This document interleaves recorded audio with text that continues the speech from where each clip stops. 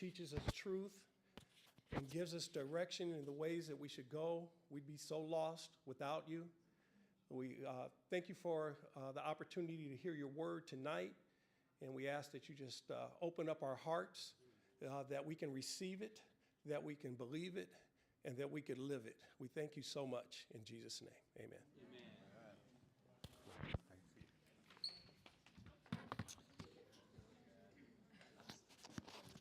Okay, so what I'd like to do is just begin by, if any of you have got any thoughts on what we've been looking at so far, what you've maybe been discovering about yourself, any questions about anything that we've been looking at, just a chance just for us to have a little bit of dialogue, sharing any insights about yourself, about what you've discovered. Did you put your hand up, Joe? Yeah. Go for it. I got a lot of issues here. I looked at the numbers, they're really high on a lot of them. Okay. For the 5 schemas, and it's good to know, because then, you could work on yourself. So Okay. it's good to be aware, because, Good to be aware. We're in denial, and we're like, oh, we're fine. Yeah. And then you see it, you're like, oh, okay. Yeah. Okay. Or we don't know, why do we keep maybe clashing in a certain way? And it helps us then to unpack that and understand so we can have a clearer path forward. Yeah. Okay, very good. Sarah. I'm curious to know what the totals mean. Yeah. And like the total. That's what we'll be doing. Like overall total. Yep. And then the mean, because I didn't even know what mean meant. I had to look it up. So I got like middle school days. Okay, we'll do that in one moment. No problem. All right. Anybody else? Yes. I think it's really good to see whatever issue that you have, Yeah. but very encouraging to know that it can be changed. Yeah. You don't have to accept what it is that God has equipped us to be able to change all of it. Okay, great. Yeah, so the encouragement, knowing that even though we may have some of these schemas, that God has designed us and created an opportunity for us to be able to change those things. That they don't have to define us from here on. We can be renewed, which is really encouraging, isn't it? Yeah.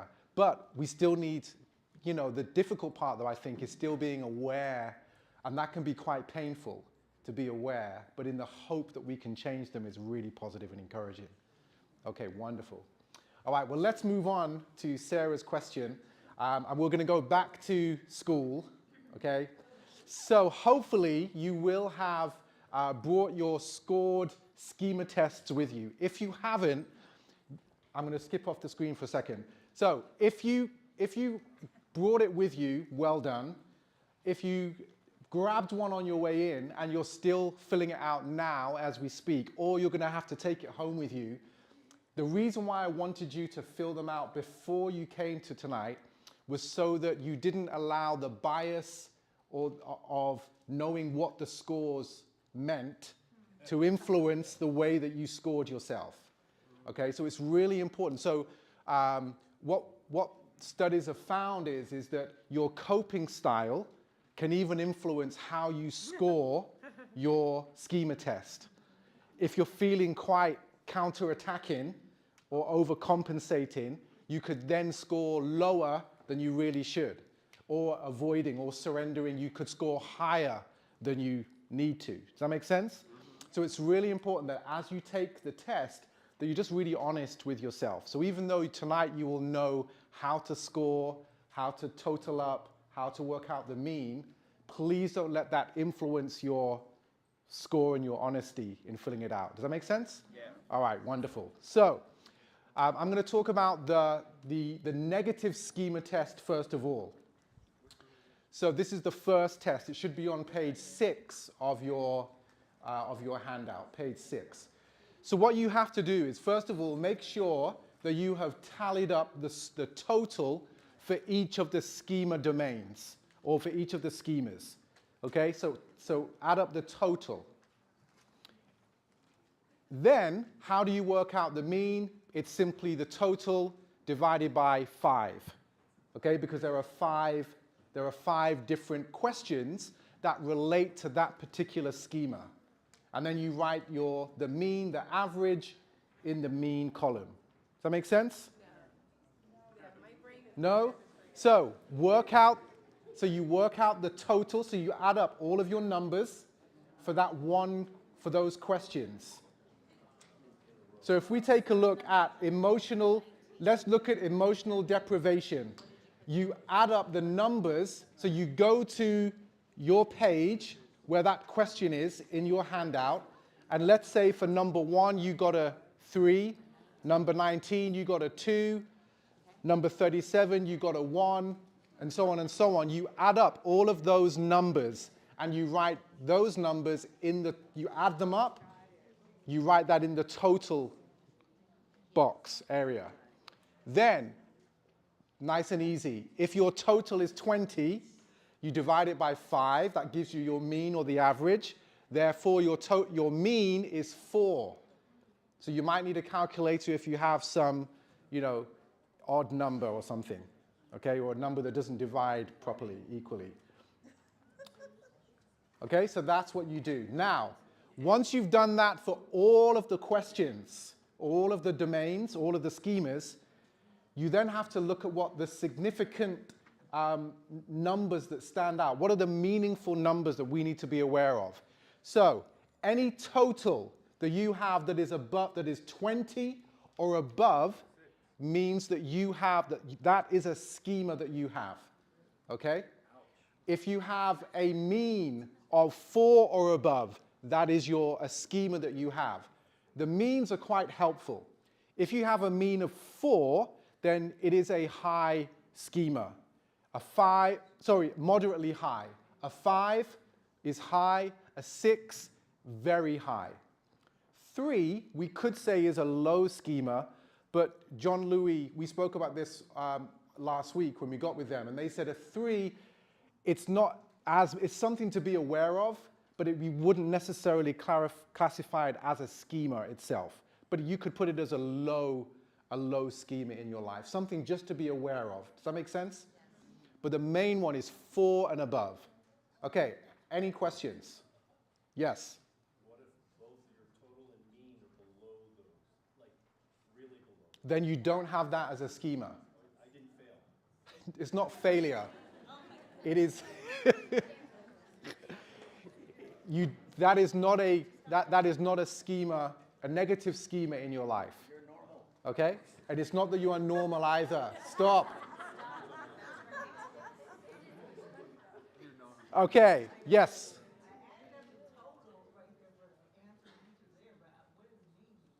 So whatever your total is, divide it by 5. And that gives you your mean. Okay? All right. Now, on the positive schemas, because they weren't all 5, there were some that were 5, some 4, some 3, you only focus in, whoops. Oh, where is it? Oh, here it is, sorry. So you only focus in on the mean, okay? So don't look at the total, because that's irrelevant, although you need the total, obviously, to work out the mean. So here, you still work out the mean, and again, it's 4 and above is a significant positive schema in your life. And you're still dividing it by 5. No, you don't divide it by 5, you divide it by whatever the number of questions relate to that particular schema. Okay, so for example, self-compassion only has 3 questions that are linked to that schema. So if you scored 21 divided by 3, well, that wouldn't work because it's 7 and we don't do that. 7 is not on there. But you understand what I'm saying. Yes. Okay? Got it. Any questions? No? Well, no, yeah, I do. Okay. Sure. I don't know Sure. how Ask to Tracy. I'm just showing you. Okay. Yes.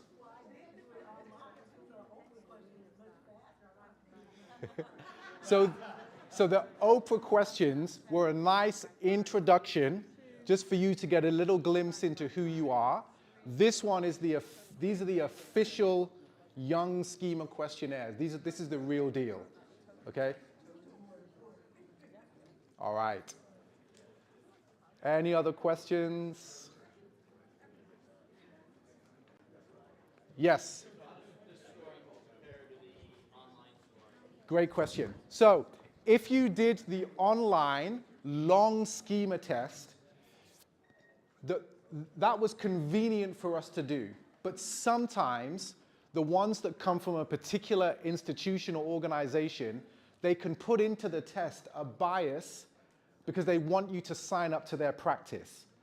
Okay, so that's why we gave you the original ones that are unbiased. Just, we thought it would be easier for you to do that one and to get an idea, but to get a really true picture, it's better if you do this one because it's, what's the word I'm looking for? It's Jeffrey Young's. It's Jeffrey Young's. It's the man who came up with this whole thing. Okay, so yeah. No, thank you, good point. So these can only be distributed. Actually, they cannot be distributed. We cannot email them. They cannot be copied. So they are copyrighted, and we've got the rights to be able to give them to you personally. Okay, so we can't, they're quite hard to find online. They shouldn't be online at all. So that's why we printed them out for you to take away in person. So then we will print some more. Yeah, we'll print some more for you. Okay, yes? Okay, so if we didn't do the paper one because we thought we'd already done it, then that means, because I didn't do this one thinking I did the other one. Yeah, that's right. So on Sunday, I tried to explain a little bit, but it's okay. We will bring some more for you so that everyone can get a chance to do that. Okay, no problem. All right, good, excellent. So you may not have had the time to have worked out all of your positive schemas and negative schemas today. That's okay. Go home, give it some thought. If you have, the information will be a little bit useful for us tonight as we get into some discussion work as well. Okay, so if you have done that, then it's worth just taking a little look at what these, here we are. So what they may mean. Okay, so if you have a 4 or above in any of these negative schemas, then they are dominant in your life. Okay, so if you want to have a quick look, and that means then you may well have, or you do have, the maladaptive schema domain that are attributed to those schemas. Does that make sense? So again, we will make sure that we send out these slides to you so that you can go home and look through it and just to get your head around what does it all mean and where are you at. 'Cause it's a lot of information to take in today. Okay, so this will be sent to you. We'll send it out to you tomorrow. Same way for the positive schemas. Okay, so these are the positives. Sorry, there's a spelling mistake there. It should just say positive schemas. So a typo. So you will see that if you have those positive schemas, then you have those positive schema domains. So again, look through your positive schema test. What were your results? Take a look and see how you're doing in those domains. All right, let's move on to today. So just a reminder, we all have core emotional needs, okay? When those, and that's these here, connection and acceptance, healthy autonomy and performance, reasonable limits, realistic expectations, and spiritual values and community. So the Lewis called these the 4 plus the 1. So Jeffrey Young, he identified the top 4, and then the Lewis, from a spiritual perspective, introduced the bottom one, which is spiritual values and community. So once these are met, we are healthy. If they are not met, usually through exasperation interactions, then we develop the negative schemas, okay? So that's how, a reminder of how all of this works. We saw this picture last time. There are things that maybe have been told to us when we were children that we now believe about ourselves today, and they impact the things that we do, the habits that we get involved in, the way that we interact with other people, the way that we see ourselves, and the way that we even see God. The number one negative schema domain out of all of these is the number one core emotional need out of all of these is the need for connection and acceptance, by far. And actually, studies have shown that if this one is met, then it affects all the other ones. So much of who we are, why we behave the way that we do, comes from how well connected we feel to our parents, how much acceptance was there from them towards us. Equally, if we had experiences of disconnection and rejection, that's why so many of these schema domains are in place. So it's very, very important that we understand maybe where we're at with this one. And probably lots of us may have this schema domain. So the core emotional need for connection and acceptance is the state a person lives in when they, as a child, felt completely attached to their parent in a healthy way, that they belonged, and that they were accepted and loved unconditionally. If you had that growing up, then you absolutely would feel connected, accepted today as an adult. Connection and acceptance is the state then a person lives in when we feel completely attached to others in a healthy way. We feel like we belong, that we are accepted, we are loved unconditionally. That's how God has created us all to feel. That's what he's given us, isn't it? If you think about what we have in the body of Christ, that's his goal for all of us. But unfortunately, some of us have experienced disconnection and rejection, which makes this quite hard sometimes to build and to invest in, even within the church.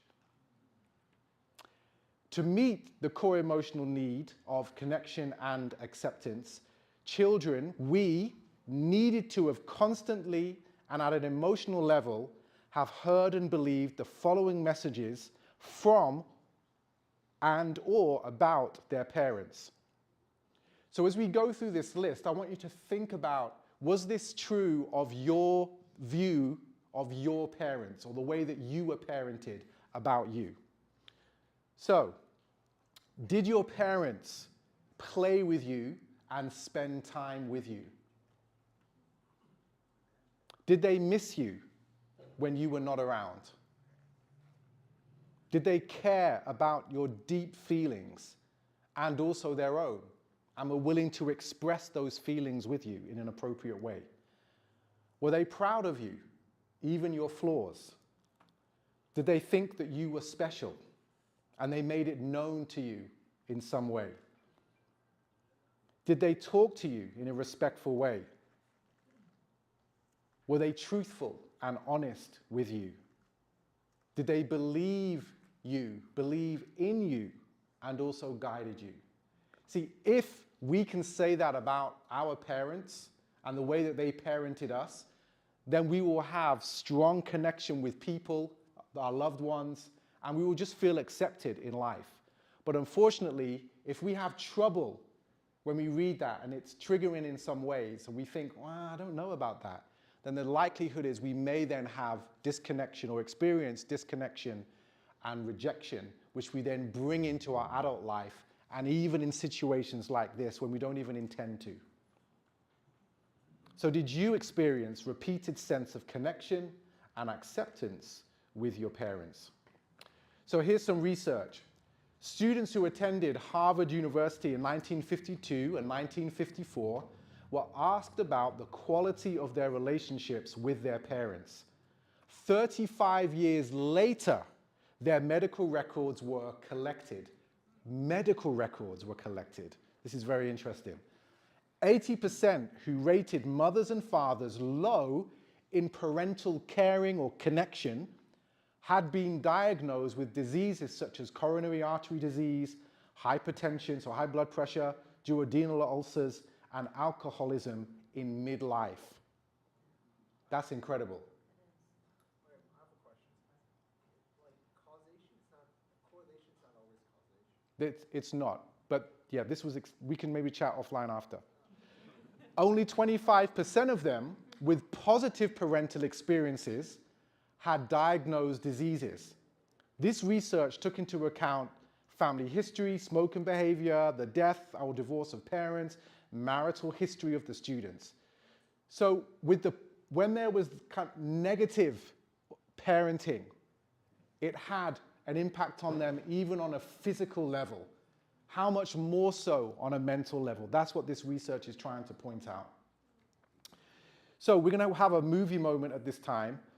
We watched this movie. This was the first one that we watched last time, so I think we're going to get ready to pause the video so we don't get kicked off YouTube.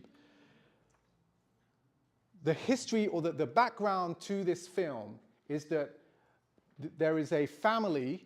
The nuclear family is a mum, a dad, and 2 sons. But one of the sons has died. And the eldest son, he was like the hero of the family, loved by everybody, sporty, gregarious, charismatic, and loved very deeply by the mother. But she's never, ever been able to get over the loss of her eldest son. And so we have the youngest son left in the family who in her mind sadly doesn't match up to the eldest son. And unfortunately, she's not shy in letting him know, even though she may not be doing it intentionally. Very subtle, remember. So the mother liked to spend time with everybody, but way back in the book of Genesis, there is a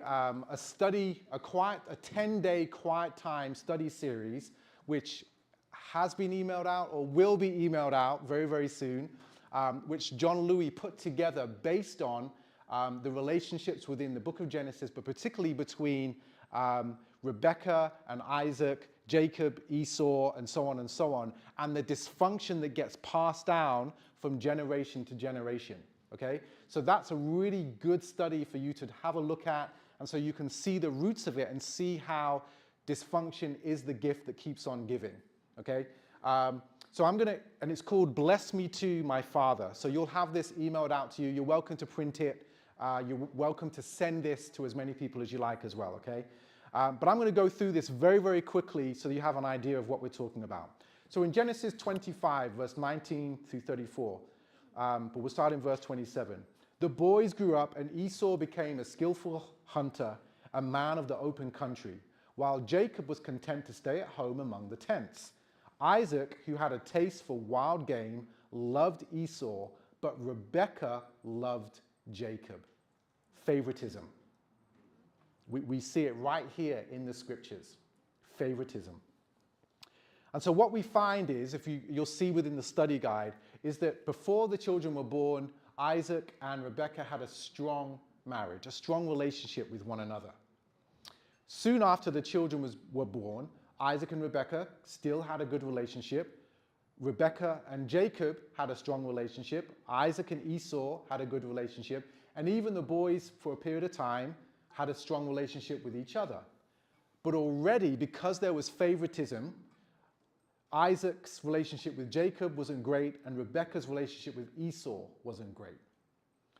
Then, some years later, before Jacob left home, the relationship, because of the dysfunctional relationship between the father, Isaac and Jacob, it then also affected Isaac's relationship with Rebekah and Esau's relationship with Jacob. The dysfunction, the gift that keeps on giving.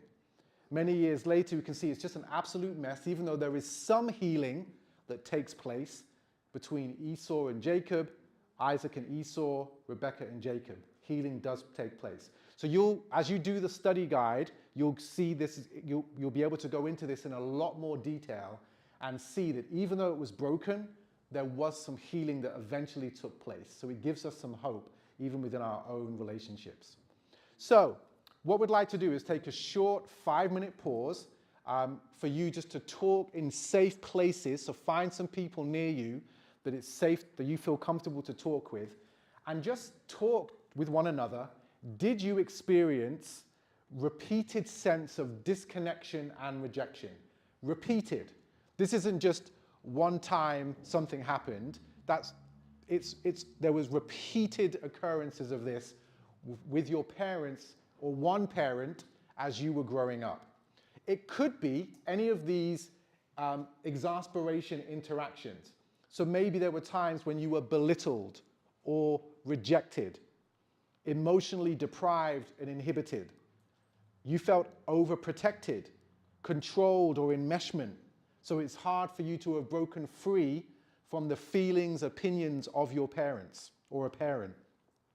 They were perfectionistic, status-oriented, punitive, so quick to punish, pessimistic, or overly permissive.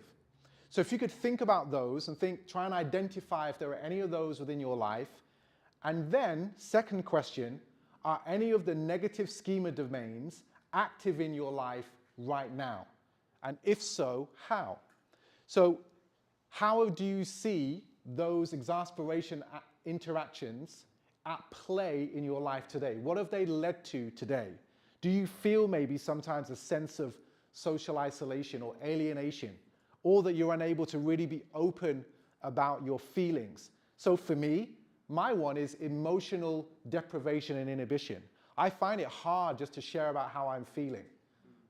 And that comes from either not having, not being allowed even as a child to really talk about my feelings. You just didn't do that. And so I find it very difficult now today to do that, even with my wife, with my kids. It's tough. And so I can find myself a little bit distant at times, kind of within my own self, when I really need to push through. And even when I did the positive schema, sadly, there were loads of positive ones. I was encouraged by that, but this one was low. And it was high on my negative schema. So that's how I see that at play in my life. Does that make sense? Yeah. So 5 minutes, little discussion. It's going to say, will everyone having it? They may not have this. Yeah. So you may not have any of these, and that's awesome, okay? Be a good listener to maybe others that do at that time, okay? Great.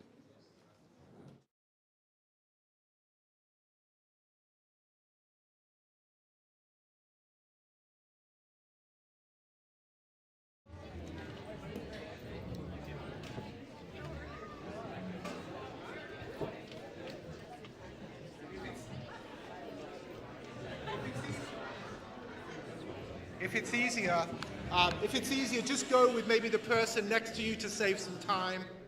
So groups of 2 or 3 maximum if possible.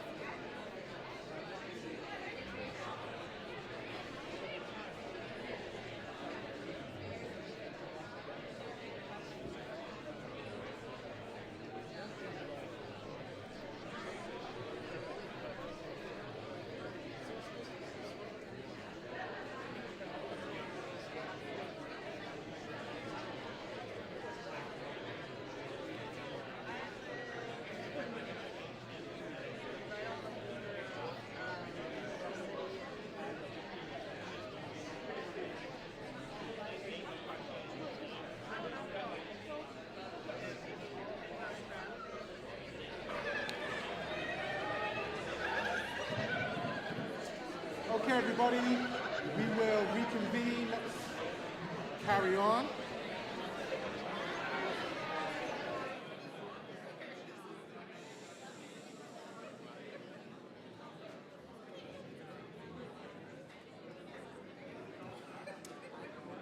Okay, guys, let's make a start.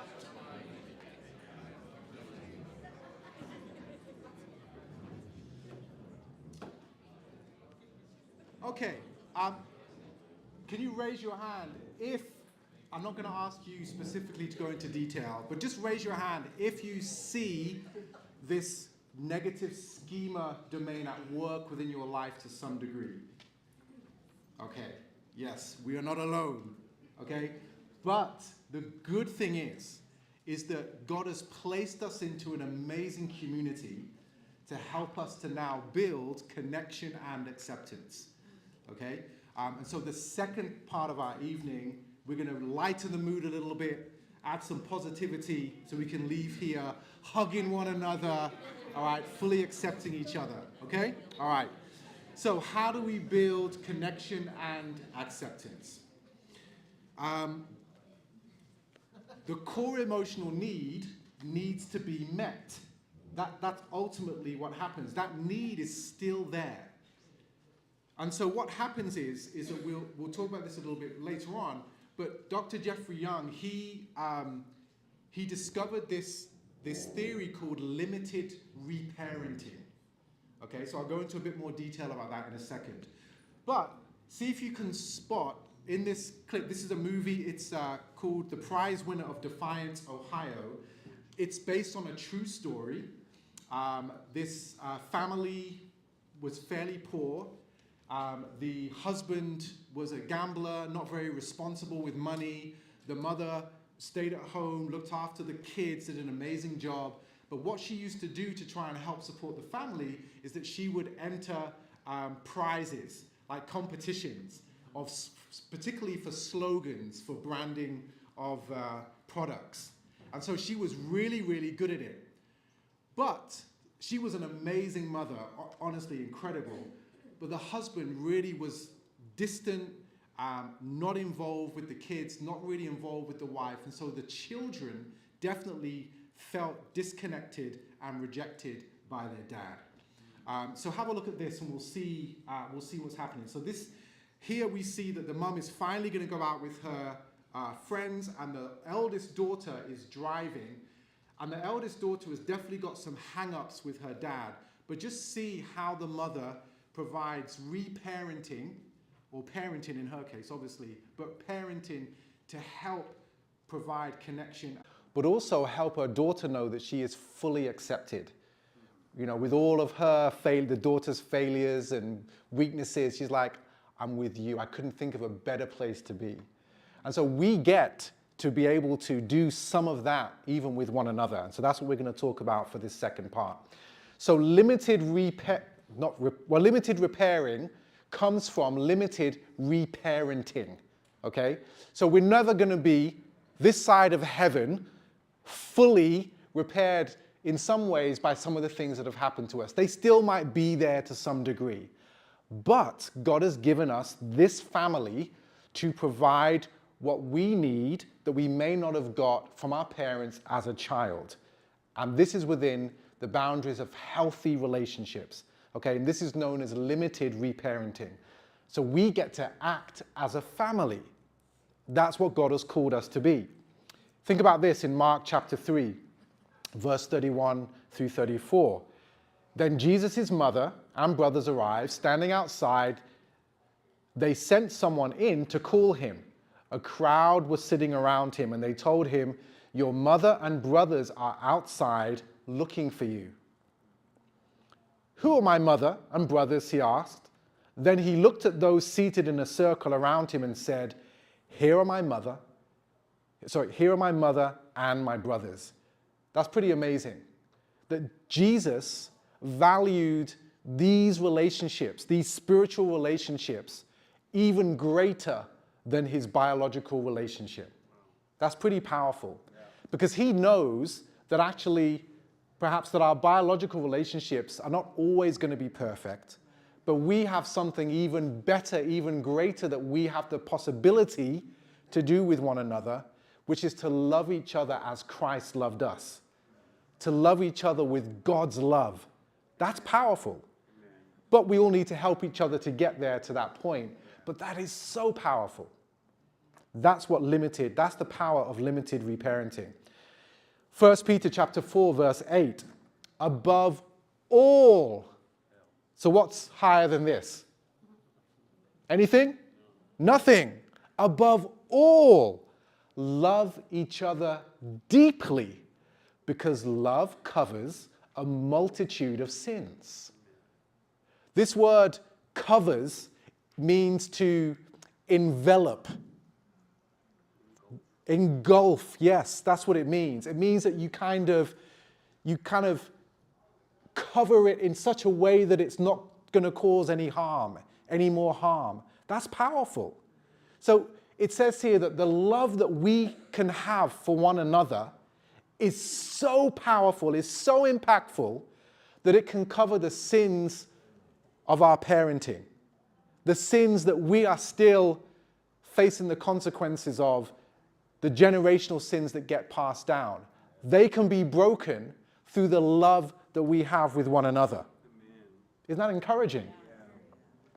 So, there are 3 points to limited reparenting. Okay, you will get these notes, remember. 3 points.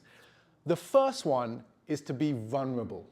Now, for someone whose negative schema is emotional deprivation and emotional inhibition, that's quite difficult to do. Okay, it's hard. But remember, being vulnerable means that you're putting yourself out there, willing to be wounded, knowing though that it will bring healing in the end. That's what it means to be vulnerable. So whenever we're in a group setting, whenever we are spending time with someone one-on-one, we have a regular opportunity to be vulnerable by sharing our emotions with one another. Hey, how you doing? Yeah, fine, thanks. Actually, I'm not. Share your fears. Share your sadness. Share your guilt with one another. By the way, when we confess sins to one another, is there anything really more vulnerable than that? There's not. I've said this before, it's really important that we don't make people feel shame when we confess sins to one another. That's not our job. Our job is to listen and to pray with and for that person. If we feel like we're in a position where we're able to help them with that sin, then that's what we should do. But to make people feel ashamed, we should never do that. Because what does that do? They know who not to go to next time. You don't want to have to confess your sin next time. But what a beautiful culture that we can create if we could have that type of atmosphere, just being totally vulnerable, totally open with one another about confessing sin and whatever is going on within our lives. And of course, when we talk about being vulnerable and being open to be wounded, we're not sort of talking, going up to somebody who you barely know and sharing your deep, we are talking about safe spaces, trusted spaces, and we're not expecting people to be forced to be vulnerable either, because obviously, that comes with trust. And so just so people don't think, right now, I'm going to go and sit next to somebody I barely know and tell them my deepest, darkest feelings, but we're not talking about that. Great, thanks. Secondly, how do we get vulnerable? Share your weaknesses. If you know that maybe there have been remember we spoke about triggers for sin a little while back? If you know that that's a particular trigger and you find yourself coping in that way, be open again about that. Hey, I'm really struggling with this. I find that when I'm in this mental state, this is what I do, this is what happens. In this situation, maybe you've had a conflict with someone, again, share your weakness. My weakness is that I'm a overcompensator, I'm a counter-attacker, and I can fight back. And because of that, that's how I came across in the conversation. We'll do a little bit more of that, of conflict resolution in months to come. But share your weakness. If someone tells you what their weakness is, how do you feel? You're ready to listen to what they've got to say. because you know they're not trying to come at you being defensive and being proud. They're coming with humility. That's the power of this type of healing. Again, next thing, share what you need from that person. So this is where you share healthy emotional needs with people. I'm not very good at that. I kind of get on with it and knuckle down and try to do things myself without really sharing. Sheree and I are reading a book at the moment called The Love Perspective, and it's by the Gottmans, and it's 7 days to deeper intimacy in your marriage. One of the things that it asks you to do every day is to say, what do you need from me each day? I struggle with that. It's really difficult. I don't need anything. But for me to get deeper and think, what do I need from my wife today? It challenges me, but it's leading me to greater vulnerability as I try to think about that and express that. As we get deep with one another, take responsibility for our part, what we have done. Be willing to take feedback. How did I do in that conversation? Apologize where necessary. There are some of us who are really, really good at this naturally, and that probably came up in your positive schema domains. You're awesome at this. So we have a chance to learn from one another how to be vulnerable. Galatians chapter 6 verse 2 says, bear or carry one another's burdens and so fulfill the law of Christ. When someone's willing to be vulnerable with you, you're carrying their burden. And then we're being like Christ in the process. That make sense? So let's practice that over the next week or so. Moving forward, this is how we develop and grow in reparenting and helping one another by being vulnerable with each other.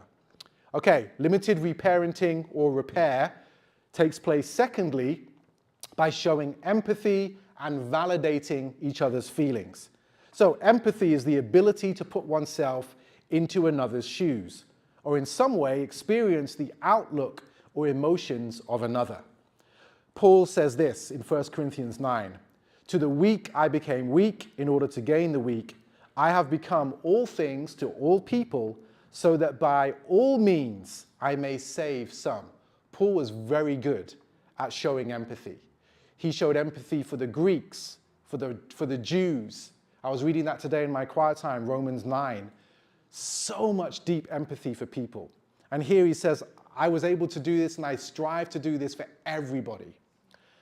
You know, as a staff at the moment, we're going through a program called Be the Bridge, which is a program of racial reconciliation.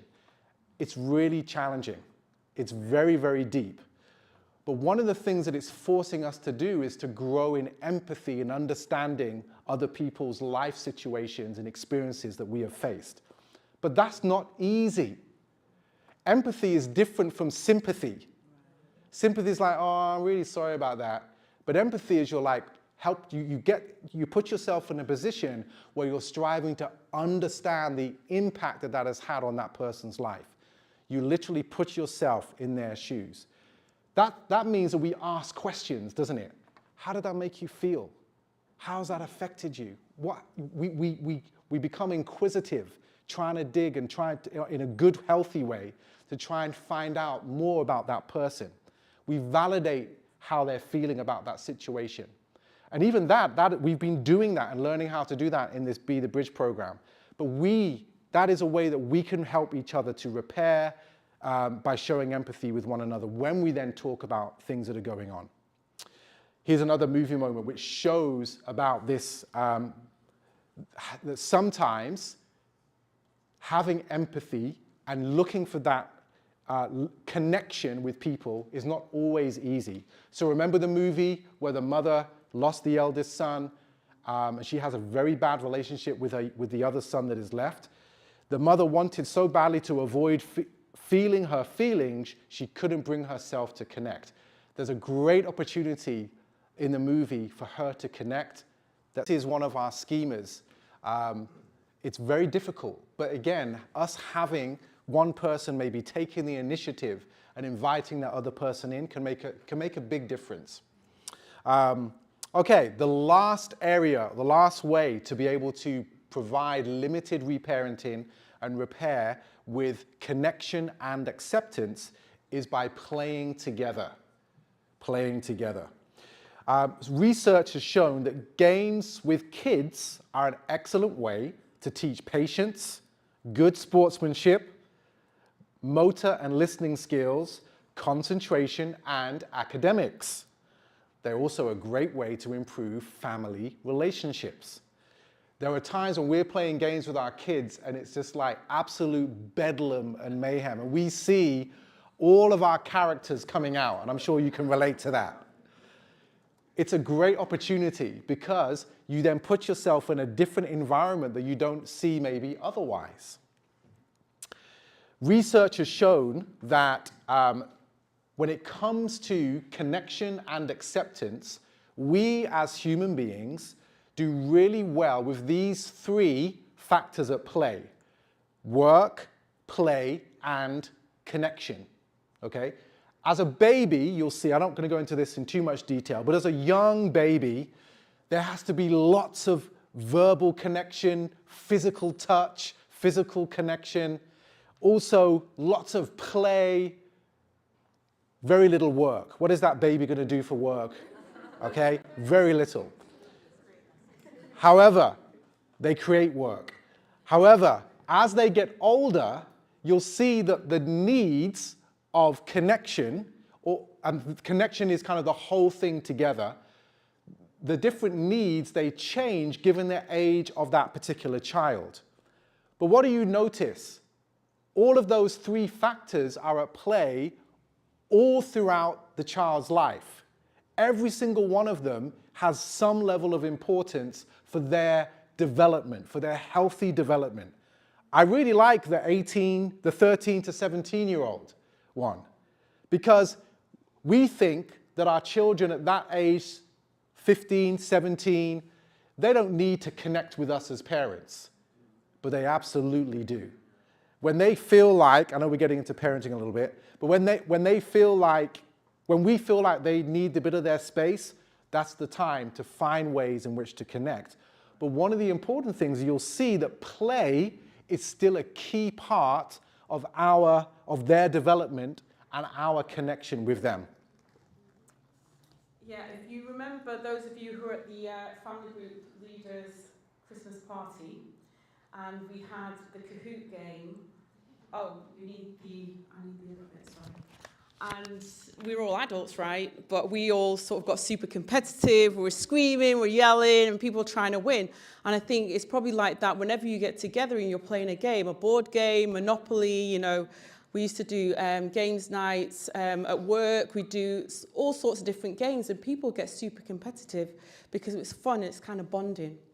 Am I the only one? I'm like, yeah, it's really bonding. Everyone's like, no, it's not. It's not at all. I hate it. So, and I just think, you know, whether it's sport, you know, I've joined a netball club while I'm here just to sort of connect with people. And people really need that place. So it's not just work, or we're not just sitting eyeballing one another over a coffee, but there's all different ways to connect.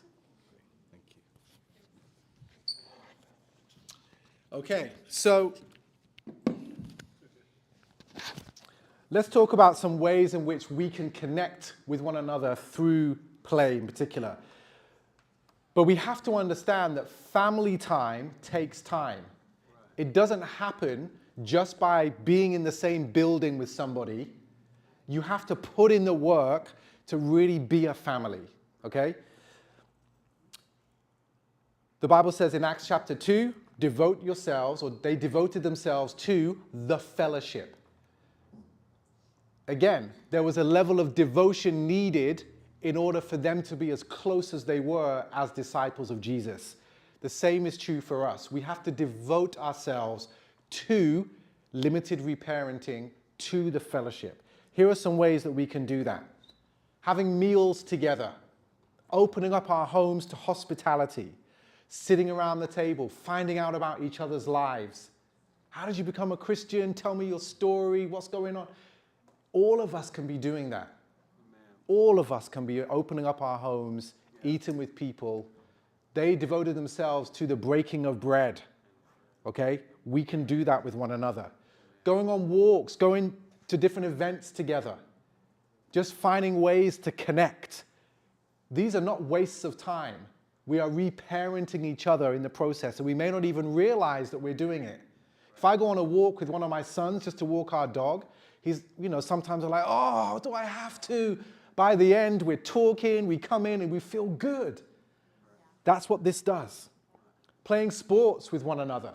I know there was the campus football tournament last weekend. I think we did pretty good. We came third, is that right? In the Westside? Third? Something like that. But anyway, it builds memories. Fourth. Oh, sorry. But doing sports together builds memories, it builds connection. Playing games in your family groups or your small groups. It's great that we open the Bible. I'm not saying you substitute that. But as well, play games together. I'm sure you guys do that already. Dates. All of us, whether you've been married for 30 years, more, go on dates still. You're single, go on dates. Please. Okay? Encourage one another. Go out on dates together. Go on dates. Do you hear the message that I'm saying? Okay? Brothers, step it up. Okay? In particular, go on dates. It's encouraging. You're building connection, building family. We can underestimate the impact, honestly. And I know maybe times have changed, culture has changed. Hey, it's so powerful. Just to spend that focused time with each other, getting involved in each other's lives, hearing about each other, and you come away feeling really encouraged, hopefully. Okay? Dates. One of the things that we used to do sometimes was like a group of us just go off together and visit another church for the weekend. How encouraging to do that. Okay? Spend the weekend together, stay with some brothers and sisters in different places, build memories. That's encouraging. Go to conferences, parties, events. I love the fact that the Wakanda household is always hosting something at some point. It's really encouraging. And this list isn't, exhausted here. There's way more things.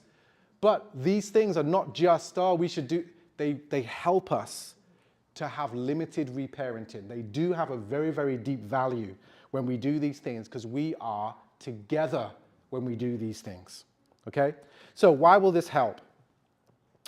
Firstly, it helps us to feel accepted and loved. This was one of the core emotional needs. Did I feel accepted and loved by my parent? Even if you didn't, as much by one or both, we can in the family of God. Amen. But we need to create environments where we can have that acceptance and have that connection with one another. If we only ever come to church on Sunday, we hear a message, we stand, we give a hug, we have some pastries and drinks and we're out the door, what's the level of connection and acceptance? We're never really getting deep enough. All right? It takes investment in order for that to happen. It helps us to diffuse our emotions. If we act as an island, we're feeling frustrated about something, and we act as an island, we'll only ever think that we are right. But when we talk with people, we share our weaknesses with one another, we're vulnerable with each other, and someone else can say, oh, no, I don't see it like that. Well, have you thought about this? Then it gives us an alternative perspective because we all have blind spots. And so it helps us to expose ourselves to different perspectives so that we're not just being so insular, because that can be very harmful in our relationships with one another. It frees us to be clear-minded so that we can better think of what to do next. So we can, by us sharing what's going on, that takes up valuable brain space. Okay? We can be consumed by a lot of these negative thoughts. But when we're open and we share what's going on, it frees our minds to think about what is lovely, what is pure, what is noble, what is righteous, all of those wonderful things. They're the things that God wants us to think about. Or we feel secure enough that we want to ask for help. So we don't just get stuck in our life situations, but we feel so comfortable that we're willing to ask people for help, ask people for input. Now, Also, we need to make sure that we don't just give people input when they've not asked for it, okay? Sometimes we can kind of overstep the mark a little bit with each other. Hey, we're all disciples. Let me tell you what I think. I didn't ask you, but thanks anyway. But it's really good for us to say, hey, can I, or even if we do say, hey, do you mind if I give you some input? And if they say no, then that's okay, all right? But let's have emotional intelligence and not just plow into people, okay? But really think carefully about, do they want this? Is it an appropriate time? As I said, we can also gain new perspectives. So we're coming to the end. Romans chapter 12, verse 5. So in Christ, we, though many, form one body, and each member belongs to all the others. God has given us the gift of limited reparenting. We are all different, many different backgrounds, many different life experiences, some good, some bad, but God says you're now a family and you belong to one another. There's amazing healing that takes place when we invest in vulnerability, empathy, and connection with one another. It's amazing what God can do when we do that. So, what I'd like us to do, you do have some homework, which is to please study out for 10 days. It doesn't have to be 10 exact days. You can go on longer if you want to. The Bless Me To My Father study guide, which you should get by tomorrow. But also, decide to connect on a vulnerable level with someone or in a small group just over the next week. Share about any of the schemas that have been coming up, any things that have been going on, any life traps that you found yourself being involved with, any coping styles that you feel like you're just having a really tough time breaking through, okay? But what I'd like us to do now, just to finish, we have come to the end, is chat about anything that you feel like you would like to take away from tonight, and then pray about that thing for each other, okay? So talk with one person. What's your takeaway going to be for today? What's the thing that God has placed on your heart? And then pray for each other about that particular thing. Okay? Next week, we'll look at another schema domain, the negative side of it, but then also the positive side, how we can change that as well. Okay? Amen. Great. Thanks.